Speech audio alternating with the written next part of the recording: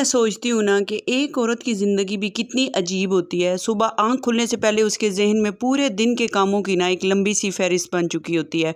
सुबह होते ही सबसे पहले घर की फ़िक्र, नाश्ता क्या बनाना है, घर की सफाई करें, खाना तैयार करना है और बच्चों को और घर वालों की ज़रूरियात देखनी होती हैं। और ये सब करते हुए ना औरत अक्सर ये भूल जाती है कि इसने खुद भी आराम करना है। आज भी मेरी सुबह ना कुछ ऐसी मसरूफ़ियत के साथ शुरू हुई। सबसे पहले पढ़ी मैंने नमाज़, उसके बाद फिर मैं मॉर्निंग वॉक पे निकल आई क्योंकि आज मौसम थोड़ा बेहतर हुआ हुआ था, हवा तो थी थोड़ी बहुत ठंडी।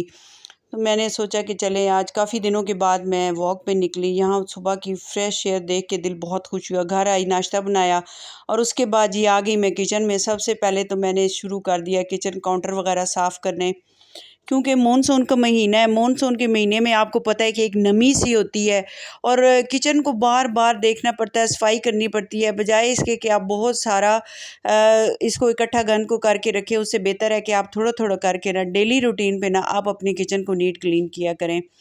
यहाँ जी जितने मेरे अप्लायंसेस हैं इनको भी मैं साथ-साथ नीट क्लीन कर रही थी। एक औरत की ज़िम्मेदारी जो होती है ना वो कभी ख़त्म नहीं होती। कभी खाना बनाना, कभी किचन साफ़ करना, कभी घर की सफाइयों को देखना, कभी कबर्ड्स वग़ैरह साफ़ करना, ये सब चीज़ें हमारी ना एक रूटीन का हिस्सा है। और मेरे ख़्याल में ये बेहतर भी यही होता है कि आप इसको ना एकदम से ना फैला के बैठ जाया करें, क्योंकि जब आप बहुत ज़्यादा क काम फैला के बैठ जाते हैं, फिर आपको वो सँभालना मुश्किल हो जाता है। एक तो गर्मी इतनी ज़्यादा है, इतने पसीने वग़ैरह आते हैं कि कोई काम करने को दिल भी नहीं करता। तो इसलिए मेरी कोशिश होती है कि मैं मानसून के महीने में ना ख़ास तौर पे किचन को ना आपने बिल्कुल निगलेक्ट नहीं करना, साथ-साथ आप इसकी ना सफाई कर दिया करें। अभी यहाँ जी मैं काउंटर टॉप पे अच्छे से इसको नीट क्लीन कर रही थी, चीज़ों को हटा के नीचे इतनी ग्रीस वग़ैरह बन जाती है ना, ज़ाहिर है खाना बनता है तो वो उसको फिर मैं साथ-साथ ज़रूर साफ़ करती हूँ।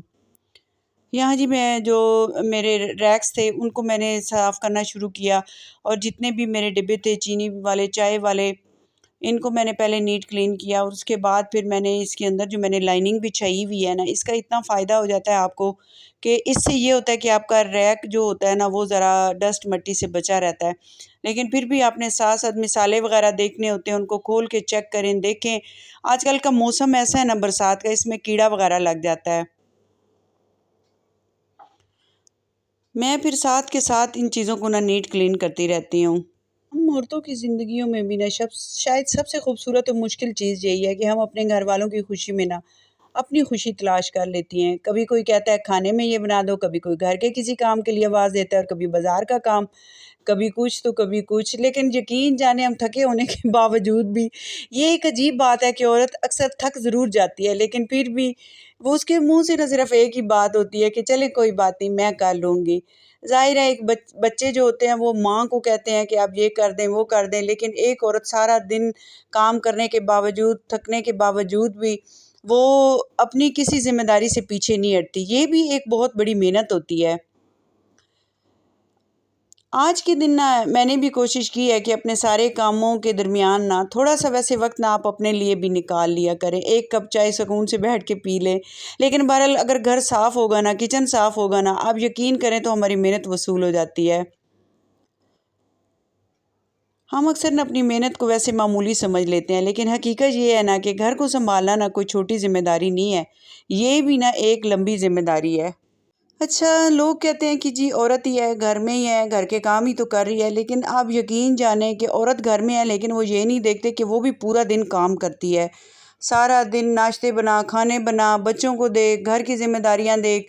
बिलीव मी ये इतनी बड़ी ड्यूटी होती है ना कि अगर देखा जाए ना तो ये एक बहुत बड़ी ड्यूटी होती है। ज़रूरी नहीं है कि आपने सिर्फ़ बाहर से काम करके लाते हैं तो वही है।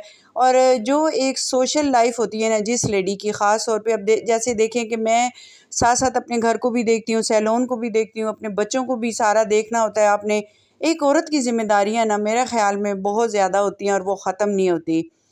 और एक माँ ही होती है जो अपने घर को जोड़ के रखती है और अपने घर को अच्छे से सँभालती है। यहाँ जी मैं साथ के साथ ना सारी चीज़ों को नीट क्लीन करने के बाद अब मैं यहाँ पे चूल्हा साफ़ कर रही थी। चूल्हे के ऊपर ना रोज़ मैं हालाँकि साफ़ करती हूँ, लेकिन उसके बावजूद भी एक अजीब-सी ग्रीस सी बन जाती है। तो मैंने एक सॉल्यूशन सा बनाया हुआ है, उसके अंदर ना उसको मैं फिर साथ-साथ करके तो चूल्हे को मैंने फिर साफ़ कर लिया। यहाँ पे जहाँ पे मैं बर्तन धोती हूँ ना, उसके नीचे जो टोकरा पड़ा हुआ होता है, बर्तनों वाला रैक सा जो होता है, उसके नीचे भी ना ज़रूर आप साफ़ किया करें, क्योंकि ना इधर फिर अक्सर ये छिपकलियाँ वगैरह ये वो चीज़ें आ जाती हैं। फिर इससे बेहतर होता है कि आप साथ के साथ ना इनको भी लाज़मी नीट क्लीन किया करें। तकरीबन मैं 1 दिन छोड़ के 1 दिन बाद ही ना ये चीज़ें हटा के भी ना नीचे से लाज़मी साफ़ करती हूँ। यहाँ मैंने ना एक बास्केट लगाई हुई है, इसी के अंदर ही मैं अपनी सारी चीज़ें इसी के ऊपर ही रखी हुई हैं, जहाँ पे मैंने अपने बर्तन वगैरह वॉश करने होते हैं। यहाँ एक छोटी-सी मैंने बास्केट रखी हुई है, जिसमें आप पत्ती वगैरह डाल दें या छोटा-मोटा जो गीला जो कूड़ा वगैरह होता है, वो आप इसके अंदर ऐड कर सकते हैं।